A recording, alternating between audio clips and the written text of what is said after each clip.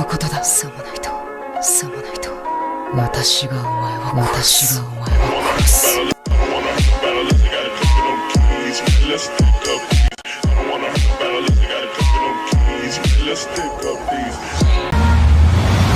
Wala nang halaga sa akin ang Phantom Troop, kaya hindi ko na kailangan pa sila.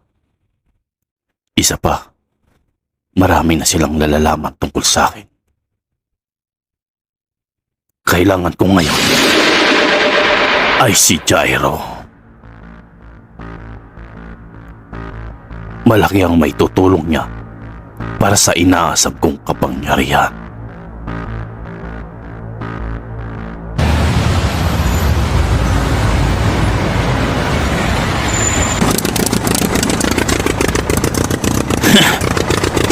Ilang sandali na lang,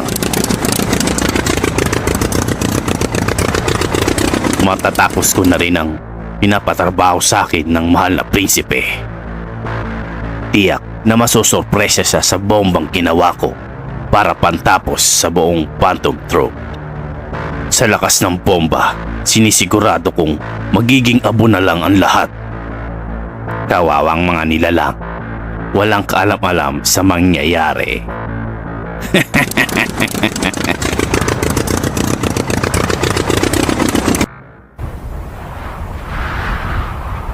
Oy, ang mabuti pa, bitawan mo na si Peyton.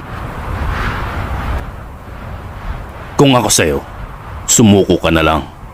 Wala ka na rin naman magagawa pa. Dahil tatapusin ka na namin dito. Sinabi ko naman sa inyo na sa pagkakataong ito ay nahuli niya tayong lahat.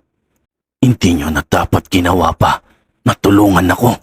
Pwede ba? Tumahimik ka na lang. Magpahinga ka at bugbog na ang buong mong katawan. Kami nang pahala sa gumagamit ng kadena na ito. Lagot ka na bata. Hindi na ako makapaghintay na magmakawa ka sa harapan namin. Ikaw na gumagamit ng kadena, maaari bang tanggalin mo ang kadenang nakagapos kay Peyton at pati nakatarak sa dibdib niya? Sa pagkakataong ito, wala ka na magagawa dahil napapalibutan ka na namin.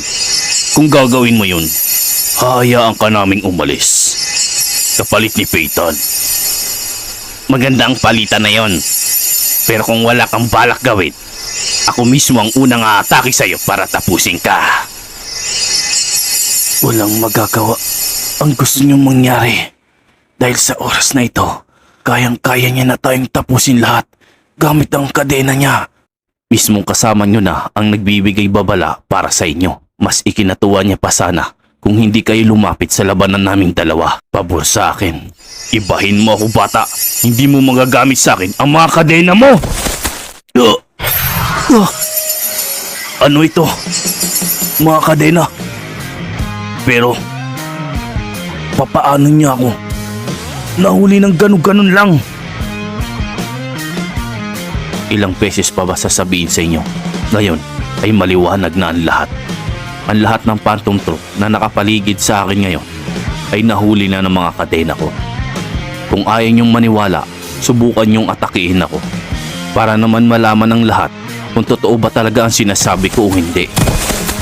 Nakita niyo naman sa maingay at madaldal na may hawak na katana. Ganun ba? Kalokohan! Tama nang sinasabi mo! Tapos ka na!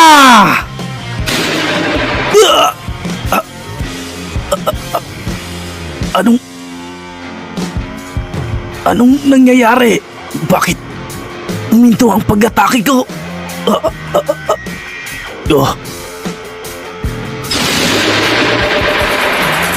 Na naman! Mga kadena!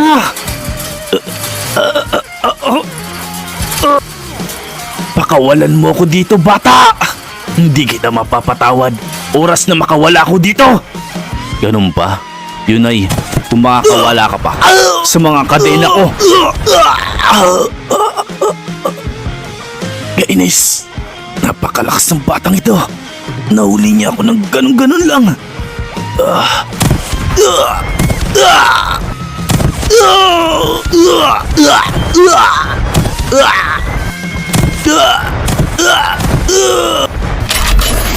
Tumigil ka na! Hindi ko mailabas ang kapangyarihan ko. Bakit nagkaganon? Hindi ko magamit ang double machine gun.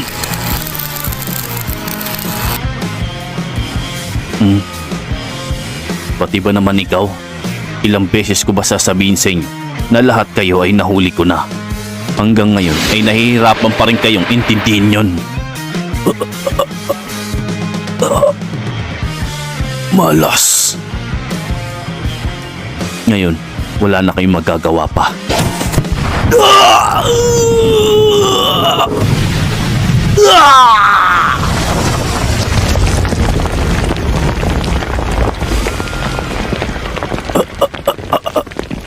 Nakakainis.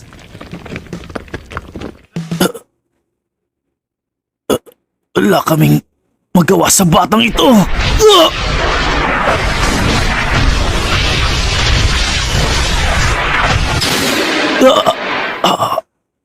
Kadenang yan.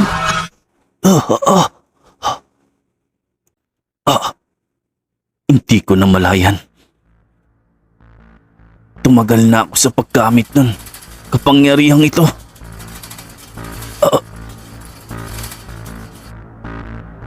Hindi pa kaya ng katawan ko ang gumamit ng ganong katagal ng Emperor Time.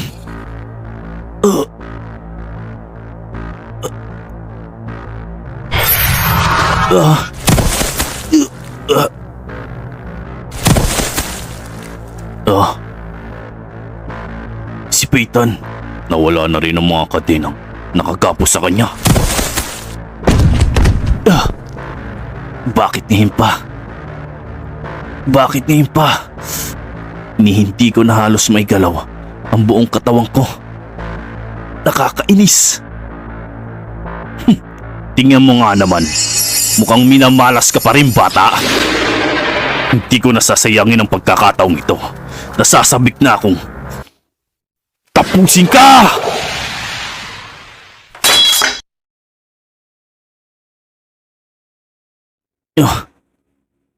Hanzo. Mukhang hindi nyo yata alam na may mga kasama pa siya. O baka naman nalimutan nyo siguro. Umalis ka dyan. Kung ayaw mo, ikaw ang uunahin kong tapusin, kalbo! Subukan mo kung kaya mong gawin yun. Sinuwerte pa ng kaunti.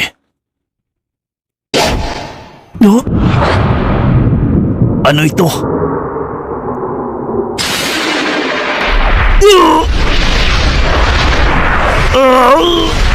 Napakalakas! Anong klaseng kapangyarihan ito? Binalutan niya ba ng ninambuo niyang katawan o isa lamang tong abilidad na pang-atake? Alin pa man doon, napakalakas nito! Hindi kaya! Ang akala ko ay sapat na yun para matumbayin siya. Ayos lang yun. Susundan ko na lang ito ng pangalawa at pangatlo.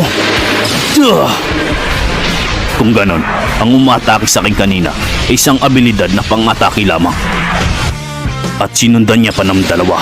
Pero hindi uubra sa akin ang ganyang mga atake.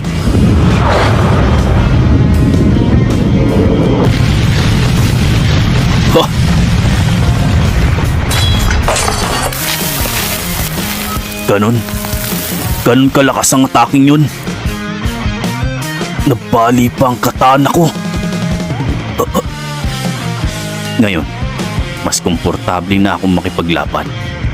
Maraming salamat sa iyo, Jing.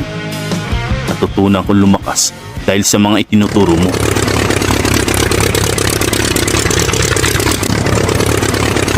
Ito na ang tamang pagkakataon.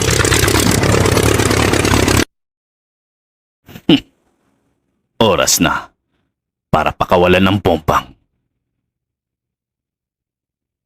Tatapos sa inyo.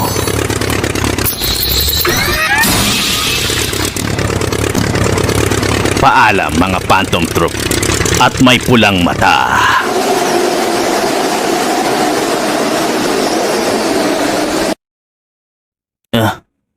Ano itong Naririnig ko.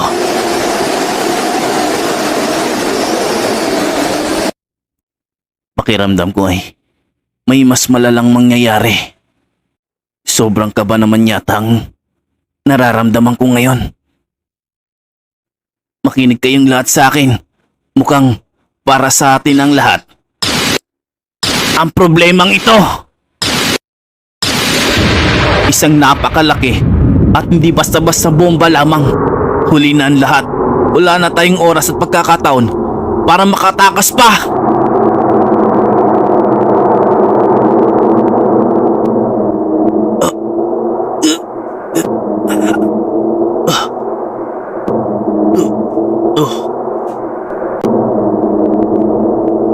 Doon, Killua.